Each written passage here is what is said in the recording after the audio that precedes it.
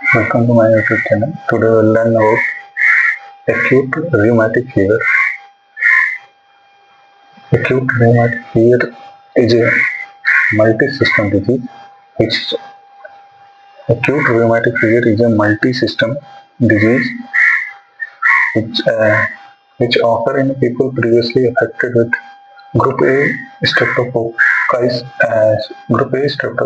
infection of M serotype.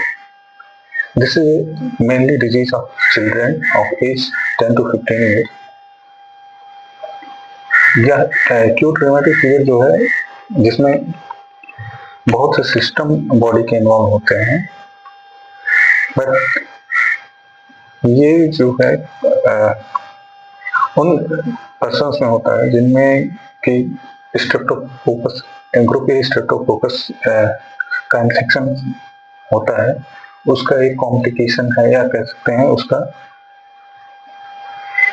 Proceed मतलब group A Streptococcus infection होने के बाद अगर उस पर्सन का प्रॉपर ट्रीटमेंट ना हो तो उसमें एक्यूट रिमेटिक फीवर हो सकता है और इसके और अदर कॉम्प्लिकेशन भी हो सकते हैं। तो हम देखेंगे कि पैथोजेनेसिस क्या होता है एक्यूट रिमेटिक फीवर का।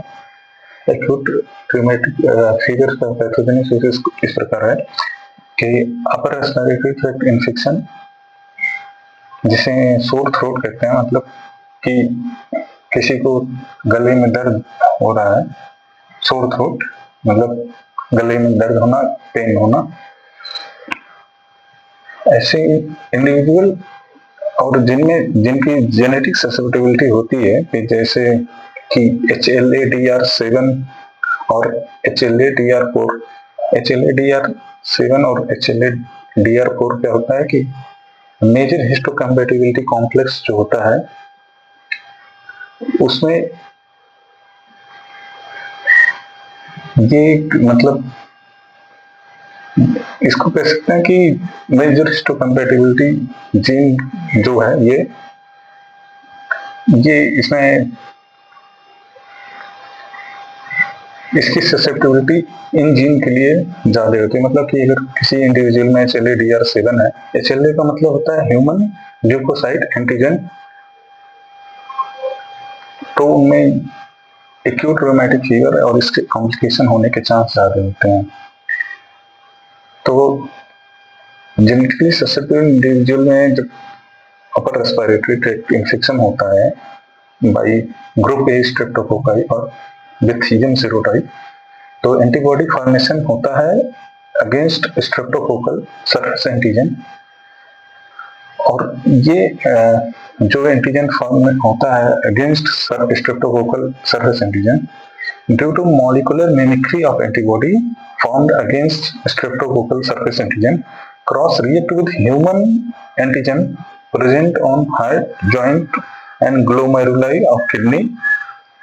This lead to immune complex formation and deposition in various site or organ, lead to clinical manifestation। मतलब कि जो ये एंटीबॉडी बनता है ग्रुप ए स्ट्रेप्टोकोकस के अगेंस्ट में, वो थ्रू एक मैकेनिज्म होता है मॉलिक्यूलर मिमिक्री, मतलब कि सिमिलर एंटीजन जो होते हैं उनके लिए जो एक एंटीबॉडी अगर बनता है तो सिमिलर टाइप के एंटीबॉडीज पर एंटीजन पर रिएक्ट कर सकता है। तो इस केस में ये होता है कि सेम जो स्ट्रेप्टोकोकस के सरफेस पे जो एंटीजन होता है उससे मिलता जुलता है जो एंटीजन होता है ह्यूमन के हार्ट और जॉइंट और ग्लोमेरुलाई पाया जाता है।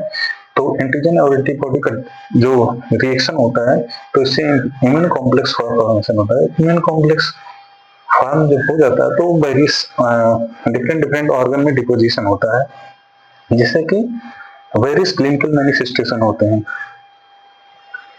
तो यहाँ क्लिनिकल मैनिफेस्टेशन होने के बाद अब हम देखेंगे कि कॉम्प्लिकेशन क्या क्या हो सकता है।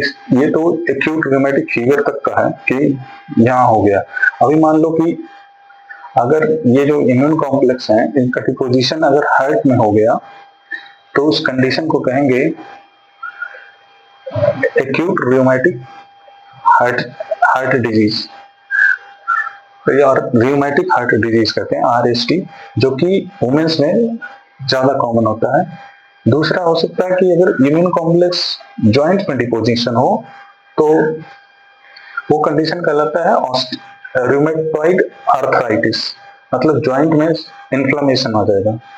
तीसरा कंडीशन है कि अगर ये जो एंटीबॉडी है वो ग्लोमेरुलस के सरफेस एंटीजन से रिएक्ट करता है, वहां इम्यून कॉम्प्लेक्स डिपोजिशन होता है, तो इसको कहते हैं पोस्ट स्ट्रेप्टोकोकल ग्लोमेरुलोनेफ्राइटिस, PSGN। अब आगे का पार्ट हम देखेंगे नेक्स्ट वीडियो में। Thanks for watching.